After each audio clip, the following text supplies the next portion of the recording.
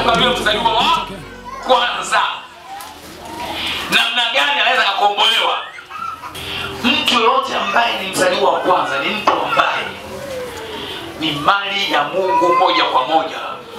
Mzaliwa wa kwanza ni cha Mungu, ni mali ya Mungu. Unapozaa mtoto wa kwanza sio wa kwako, ni wa Mungu.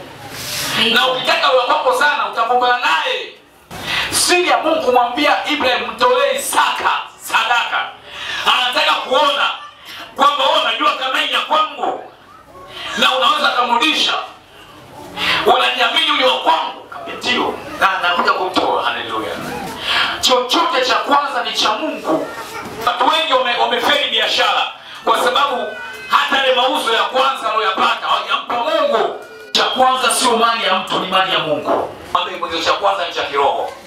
Amen. Ndio mtu anapata wanaume tu, kaniacha na huyu, kaniacha na yule wa kwanza unempata, ulimweka katika roho. Utaachwa kila mwanaume.